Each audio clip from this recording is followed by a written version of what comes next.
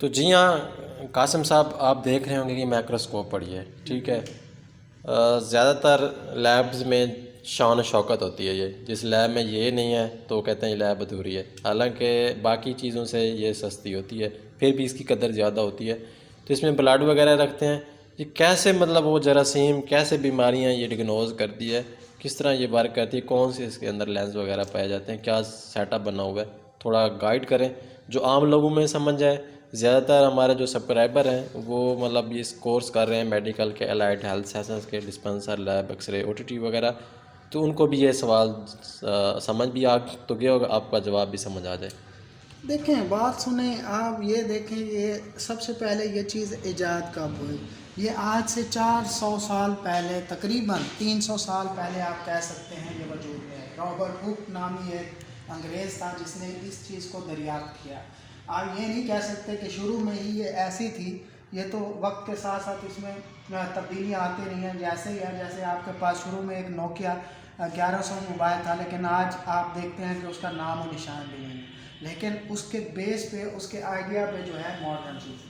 اب آ جاتے ہیں مائکروسکوپ ہے کیا چیز۔ دیکھیں آپ کو پتہ ہے کہ آپ کی آنکھ ایک خاص لیمٹ تک دیکھ سکتی ہے، اگر آپ آسمان پہ نظر دوڑائیں تو ایک آپ کی خاص لیمٹ تک آپ کی آنکھ جو ہے دیکھ سکتی ہے۔ اسی طرح چھوٹی چیزوں پہ اگر آپ نظر دوڑائیں تو ایک خاص لیمٹ تک آپ کے ساتھ، مثال کے طور پر آپ کی باڈی ہے، اگر آپ کو خون اس کے اندر سے نکلتا ہے تو وہ آپ کو کیا نظر آئے گا؟ صرف لال خون نظر آئے گا، اس کے علاوہ آپ کو کچھ بھی نظر نہیں آئے گا۔ تو کیا مطلب ہے؟ وہ صرف خون، وہ پانی کی طرح صرف لال خون ہے؟ بالکل بھی نہیں، اس کے اندر بھی بہت ساری لاکھوں قسم کی چیزیں موجود ہوتی ہیں۔ مسئلہ یہ ہے کہ ہماری آنکھ ان چیزوں کو دیکھ نہیں سکتی۔ اب سائنسدانوں نے اس کا کیا حل نکالا؟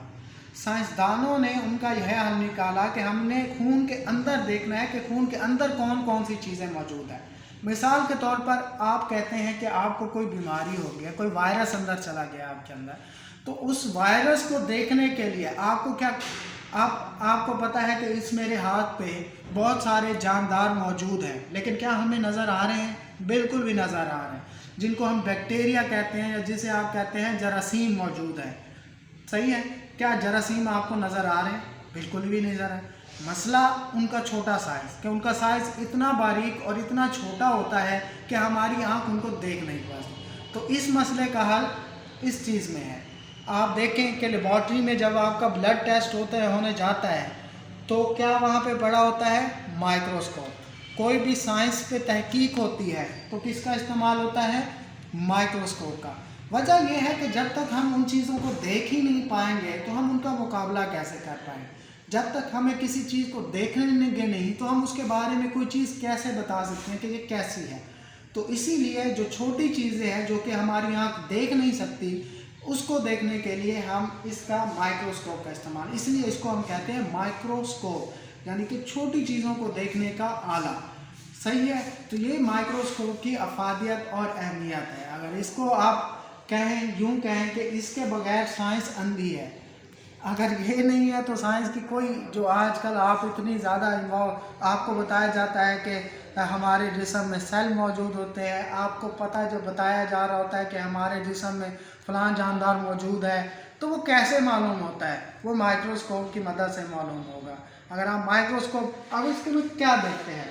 بیسیکلی آج کے دور میں تو اس کا کام کم ہو گیا، اس سے ماڈرن قسم کی وہ آ گئی ہیں، لیکن اس سے ہم کیا اینالائز، اب یہ ہم اسٹڈی پرپس کے لیے زیادہ استعمال کرتے ہیں، یعنی کہ بچوں کو سکھانے کے لیے۔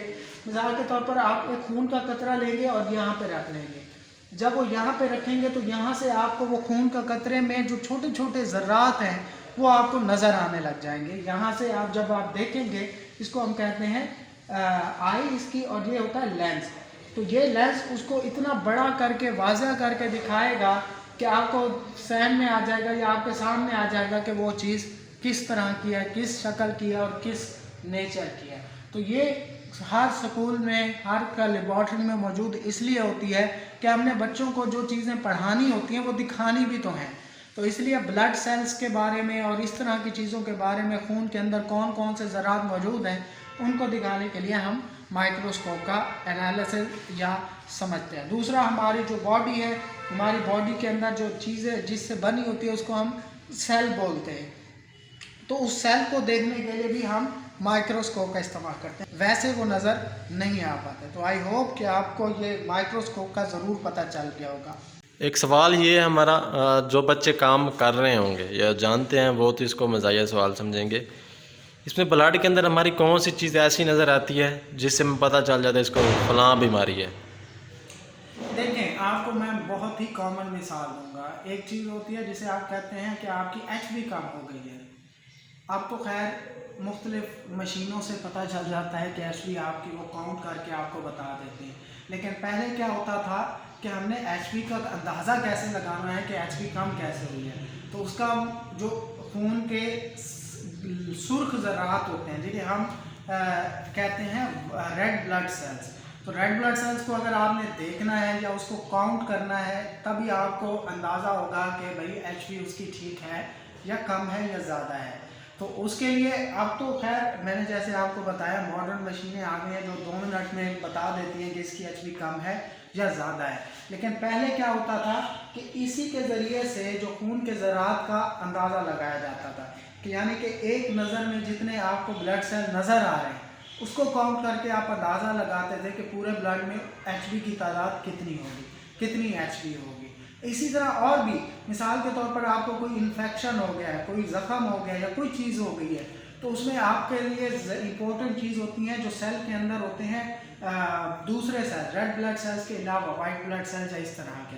अब अगर उनकी तादाद आप इसमें ब्लड का ड्रॉप किसी मरीज़ का निकालेंगे और यहाँ पे रख के चेक करेंगे, अगर उनकी तादाद ज़्यादा हुई तो मतलब क्या है कि कोई डिजीज़ या इन्फेक्शन मौजूद है, और अगर उनकी तादाद नॉर्मल में रही तो आपको पता चल जाएगा कि भाई ये इन्फेक्शन नहीं है। इसी तरह अगर उन नॉर्मल मिकदार से भी उनकी मिकदार कम हुई तो आपको पता चल जाएगा कि कोई ऐसी बीमारी है जो खून की बीमारी है जिससे हमारे ब्लड सेल्स कम हो रहे हैं, तो हमें उसके मुताबिक कोई दवाई लेनी चाहिए या डॉक्टर जो है उसके मुताबिक वो करता था।